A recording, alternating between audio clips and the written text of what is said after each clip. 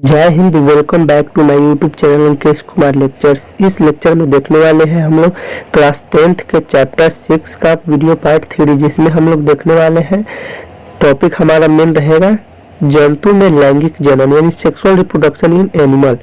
यह हमारा main topic है। इस टॉपिक में हम लोग देखेंगे निषेचन, जंतु में जो कितने प्रकार के निषेचन होते हैं ये सब देखेंगे आज हम लोग।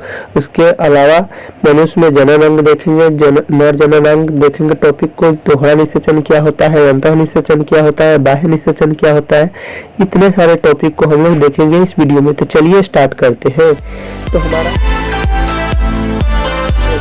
तो हमारा फर्स्ट जो हमारा टॉपिक है कि जंतु में लैंगिक जनन, हम लोग को तो टॉपिक हमारा मेन हो गया, बट हमारा मेन टॉपिक आ गया है निषेचन कि निषेचन यानी फर्टिलाइजेशन क्या होता है। तो हम लोग समझते हैं कि फर्टिलाइजेशन क्या होता है। नर युग्मक और मादा युग्मक को आपस में मिलने की क्रिया को निषेचन कहते हैं।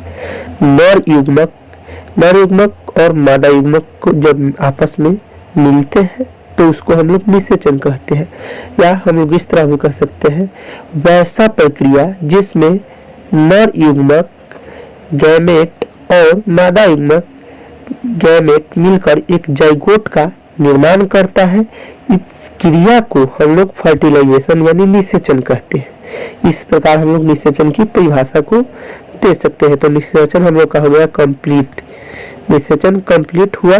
अब हम लोग नेक्स्ट टॉपिक हमारा देखेंगे कि निषेचन जो होता है, जंतु में निषेचन दो प्रकार के होते हैं। जंतु में निषेचन कितने प्रकार से होते हैं? दो प्रकार से। एक में बाह्य निषेचन यानी एक्सटर्नल फर्टिलाइजेशन, दूसरा है अंतः निषेचन यानी इंटरनल फर्टिलाइजेशन। तो हम लोग सबसे पहले जान लेते हैं कि बाह्य निषेचन क्या होता है, उसके बाद अंतः निषेचन को देखेंगे। तो चलिए हम लोग एक्सटर्नल फर्टिलाइजेशन को देखते हैं। तो हमारा यहाँ आ गया फर्स्ट एक्सटर्नल फर्टिलाइजेशन यानी बाह्य निषेचन क्या होता है, इसको समझते हैं। देखिए, वह निषेचन प्रक्रिया जिसमें नर युग्मक और मादा युग्मक शरीर के बाहर किसी प्रतिकूल आवरण में संबंध होता है उसे बाह्य निषेचन कहते हैं। बाह्य निषेचन कहने का मतलब कि नर युग्मक और प्लस मादा युग्मक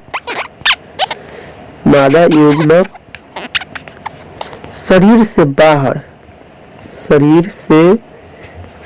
बाहर मिलते हैं। जब शरीर से बाहर मिलेंगे तो वह बाह्य निषेचन होगा। बाह्य निषेचन हो गया है।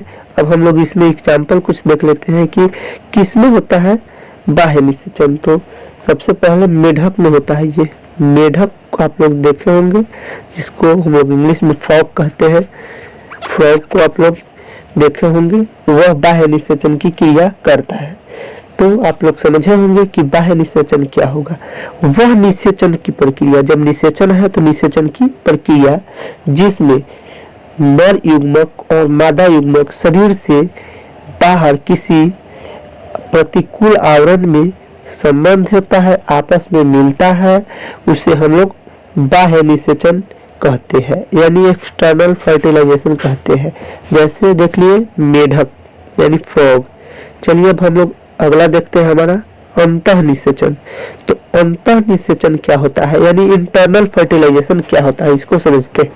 तो देखिए, वह निषेचन की प्रक्रिया, यह निषेचन है तो इसलिए निषेचन की प्रक्रिया जिसमें नर युग्मक और मादा युग्मक शरीर से अंदर प्रतिकूल आवरण में संलग्न होते हैं, संबंधित होते हैं, उसे अंतः निषेचन की क्रिया कहते हैं। देखिए, अंतः निषेचन कहने का मतलब कि वह निषेचन की प्रक्रिया या निषेचन की वह प्रक्रिया जिसमें नर युग्मक और मादा युग्मक आपस में शरीर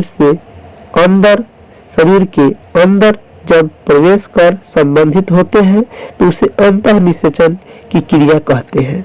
जैसे एग्जाम्पल हम लोग देख लेते हैं। तो एग्जाम्पल में हमारा हो जाएगा, फर्स्ट में मान लेते हैं कुत्ता, बिल्ली, मनुष्य, हाथी, यानी अन्य जानवर जो भी है, गाय, भैंस, बकरी इत्यादि जो भी जीव है अंतः निषेचन की क्रिया करते हैं। अब हम लोग एक पॉइंट यानी एक नोट पॉइंट देख लेते हैं। जब हम लोग देख लिए बाह्य निषेचन, अंतः निषेचन। तो एक हम लोग टॉपिक देख लेते हैं, दोहरा निषेचन यानी डबल फर्टिलाइजेशन क्या होता है, इसको समझते हैं। जब दो नर और दो मादा युग्मक संयुक्त होते हैं इसे दोहरा निषेचन कहते हैं। जब दो नर, कितने नर, दो नर और दो मादा और दो मादा, दो नर और दो मादा युग्मक संयुक्त होते हैं, जब युग्मक दोनों का संयुक्त होते हैं तो हम लोग इसे कहते हैं डबल फर्टिलाइजेशन यानी दोहरा निषेचन।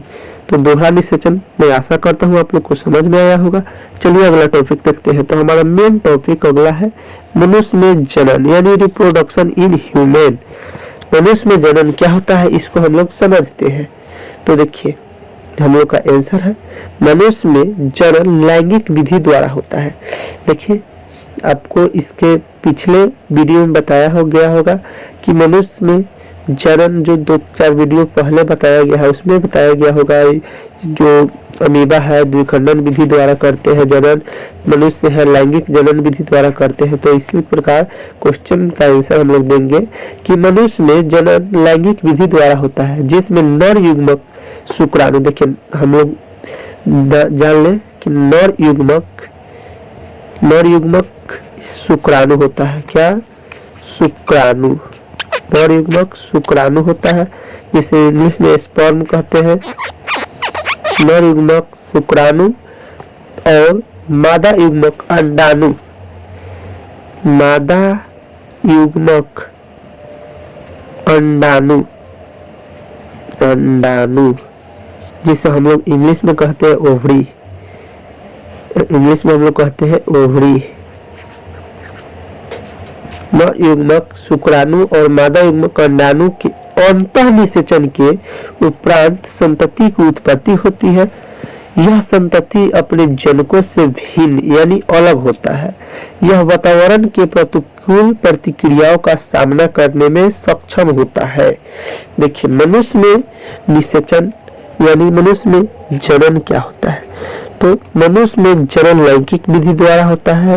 मनुष्य का में नर युग्मक शुक्राणु यानी स्पर्म और मादा युग्मक अंडाणु यानी ओवरी के अंतः निषेचन के उपरांत संतति की उत्पत्ति होती है। जब निषेचन की क्रिया किया जाता है तो जब नर युग्मक और मादा युग्मक यानी नर गैमेट और मादा गैमेट आपस में मिलकर एक जाइगोट का निर्माण करते हैं। जब जाइगोट विकसित होकर जो न्यू बेबी का निर्माण करते हैं उससे उत्पत्ति से जो संतति होता है यानी न्यू बेबी होता है वह अपने जनक से भिन्न होता है या कह सकते हैं अलग होता है। यह वातावरण के प्रतिकूल प्रतिक्रियाओं के सामना करने में सक्षम होता है जिसे हम लोग मनुष्य में जनन कहते हैं। तो आप लोग को समझ में आया होगा कि मनुष्य में जनन क्या होता है।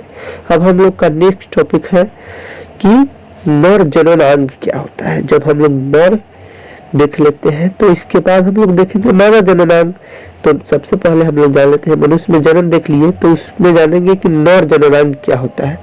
तो देखिए वह जननांग जो लैंगिक विधियों में नर की ओर से भाग लेता है उसे नर जननांग कहते हैं। देखिए नर जननांग कहने का मतलब है जो लैंगिक विधि यानी सेक्सुअल रिप्रोडक्शन में लैंगिक जनन में नर की ओर से यानी मेल की ओर से भाग ले उसे हम लोग नर जननांग कहते हैं। या इसी को हम लोग थोड़ा अलग कह सकते हैं, नर का वह अंग जो जनन प्रक्रिया में भाग लेता है उसे नर जननांग कहते हैं। जैसे वृषण, शीशन, शुक्राणु, शुक्रवाहिनी, अधिवृषण, शुक्राशय, वृषण कोश, शुक्र जनन, ये सब है नर जननांग। अब हम लोग आपको चित्र में दिखा देते हैं, आपको चित्र के अनुसार हम दिखा दें। तो देखिए यहाँ हमारा है शुक्राशय होता है, यह मूत्राशय है, श्वसन नलिका है, यह पुरस्थ ग्रंथि है, मूत्र मार्ग यहाँ है, वृषण यहाँ है, टेस्टिस ये है शुक्रवाहिका है जो यहाँ है और प्रीप्यूस यह है और शीशन यह है। यह मनुष्य के नर जननांग रेखीय चित्र है। अब हम लोग इसके मनुष्य के नर जननांग देखते हैं जिसका पार्श्व दृश्य दिखाते हैं आपको। तो देखिए यह है मूत्र नली, जो यह है मूत्र नली है, शुक्राशय यह शुक्राशय है, ठीक है।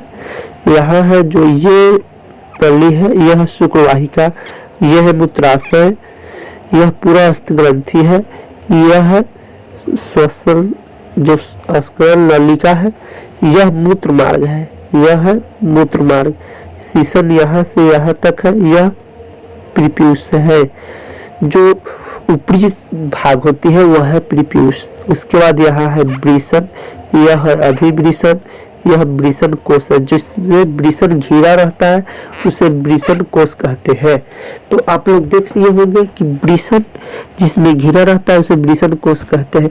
ब्रीसन में होता है हमारा स्पर्म, टेस्टिस में स्पर्म रहता है, वह देखिए वह टेस्टिस जो होता है हमारा ब्रीसन में हमारा स्पर्म रहता है।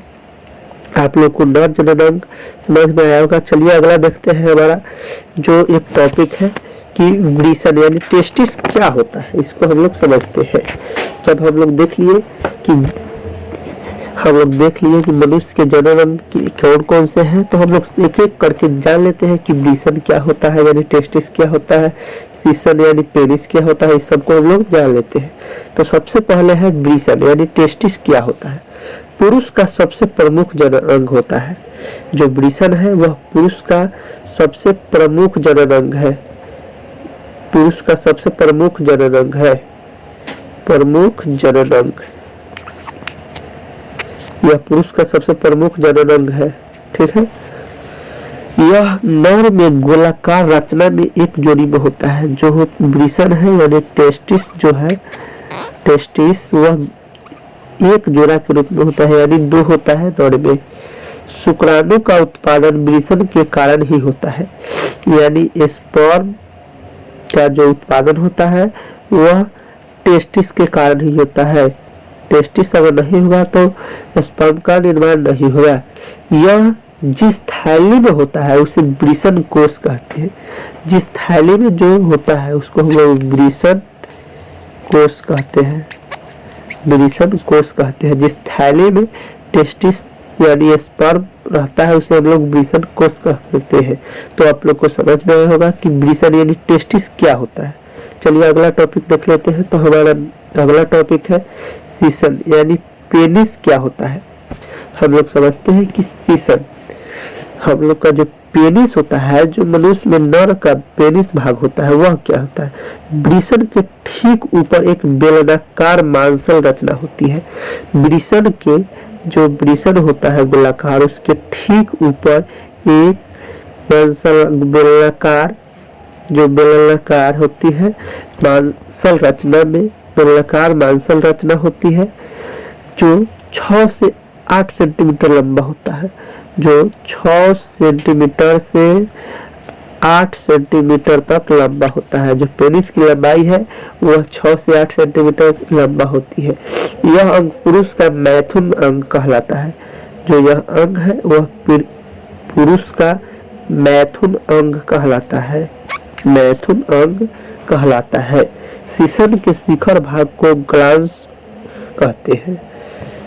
जो सीसन यानी जो पेनिस होता है उसके ऊपरी भाग को हम लोग ऊपरी भाग को ग्लांस कहते हैं। ऊपरी भाग को हम लोग क्या कहते हैं, जो सीसन होता है उसके ऊपरी भाग को ग्लांस कहते हैं। ऊपरी भाग जो होता है उसको हम लोग ग्लांस कहते हैं तथा ग्लांस के ऊपरी त्वचा को प्रीप्यूस कहते हैं। जो ग्लांस का ऊपरी त्वचा होता है, ग्लांस के ऊपरी का जो त्वचा होता है उसको हम लोग प्रीप्यूस कहते हैं। प्रीप्यूस जो हम आपको चित्र में दिखाए भी है, आपको दिखा देते हैं फिर से। चित्र के जो चित्र है हम आपको फिर से दिखा देते हैं, उसमें आप लोग को अच्छा से समझ में आ जाना चाहिए कि क्या होता है। देखिए हम आपको फिर से दिखा देते हैं। यहाँ प्रीप्यूस, जो हमारा प्रीप्यूस यहाँ है, जो यह प्रीप्यूस है, यह ऊपरी त्वचा है। जो सीसन है, सीसन के भाग का जो ग्लांस है, ग्लांस की ऊपरी त्वचा को हम लोग प्रीप्यूस कहते हैं। तो ये हमारा प्रीप्यूस है। तो आप लोग को अच्छी तरह से समझ में आया होगा कि सीसन क्या है, सीसन में कौन कौन से अंग है और सीसन का क्या काम है। अब हम लोग देख लेते हैं कि शीशन का क्या काम है, जो मुख्य इसका कार्य है वह क्या है, शीशन क्या करता है। तो हम लोग जान लेते हैं कि यह क्या होता है। देखिए, शुक्राणुओं को अर्थात नर युग्मक को स्त्रियों को योनि में पहुंचाना होता है। देखिए, शीशन का मुख्य कार्य है, शीशन का मुख्य कार्य है कि जो मेल युग्मक होता है, मेल गैमेट जो होता है, मेल गैमेट जो स्पर्म होता है उसको स्त्रियों यानी फीमेल के अंदर योनि में हम लोग को जो है स्पर्म को योनि में पहुंचाना कार्य होता है। इसका जो है मेल गैमेट को स्पर्म को फीमेल के योनि तक पहुंचाना शीशन का मुख्य कार्य है। ये आप लोग को अच्छी तरह से समझ में आया होगा। आप लोग को देसी भाषा में एकदम अच्छी तरह से समझाया जाता है, जो भी समझाया जाता है एकदम क्लियर करके समझाया जाता है आप लोग को अच्छी तरह से। अगर आप लोग मेरे टेलीग्राम चैनल से नहीं जुड़े रहे हैं तो जुड़ जाए, अभी टेलीग्राम का लिंक नीचे डिस्क्रिप्शन बॉक्स में दिया गया है। चलिए अगला टॉपिक देखते हैं हम लोग। तो हमारा अगला टॉपिक है कि शुक्राणु यानी स्पर्म क्या होता है। इसको जब हम लोग जान लेते हैं कि शुक्राणु यानी स्पर्म क्या होता है। स्पर्म जब हो हमारे मनुष्य के शरीर में स्पर्म होता है तो स्पर्म आखिर होता क्या है, इसको समझते हैं। देखिए, मनुष्य में किसी भी संतति की उत्पत्ति के लिए निषेचन आवश्यक है। देखिए, मनुष्य में किसी भी उत्पत्ति के लिए फर्टिलाइजेशन आवश्यक है, फर्टिलाइजेशन अति आवश्यक है और निषेचन नर युग्मक और मादा युग्मक की उपस्थिति के कारण ही संभव होता है। निषेचन यानी फर्टिलाइजेशन नर युग्मक यानी मेल गैमेट और फीमेल गैमेट के कारण ही संभव होता है। और शुक्राणु नर युग्मक होता है। जो शुक्राणु होता है वह होता है, जो स्पर्म होता है स्पर्म वह नर युग्मक होता है। और यह शुक्राणु से जो शुक्राणु होता है वह नर युग्मक होता है। जो शुक्राशय से शुक्राहिनियों द्वारा, जो शुक्राशय से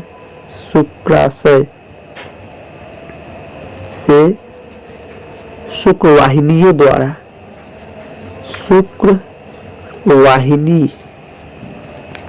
शुक्रवाहिनी द्वारा शुक्राणु का स्राव करता है। शुक्राणु का क्या करता है, स्राव करता है। शुक्रवाहिनी द्वारा शुक्राणु का स्राव करता है। शुक्राणु यानी स्पर्म, SPERM स्पर्म का स्राव यानी निकालता है, स्राव करता है और शीशन के मूत्र मार्ग से होते हुए स्त्रियों को योनि तक पहुंचाता है। जो है शीशन आप लोग पढ़ लिए पेनिस होता है। जो पेनिस होता है उसके मूत्र मार्ग से होते हुए स्त्री यानी फीमेल के योनि तक पहुंचाता है। यही है शुक्राणु। अब आप लोग को समझ में आ गया होगा कि नर जनन अंग क्या होता है। इसके अगले वीडियो में हम लोग देखेंगे। हमारा नेक्स्ट टॉपिक होगा मादा जनन अंग, जो वीडियो पार्ट 4 होगा, वीडियो पार्ट 4 होगा, लेक्चर 4 होगा। उसमें हम लोग और भी मस्ती से क्लास को कंटिन्यू करते रहेंगे।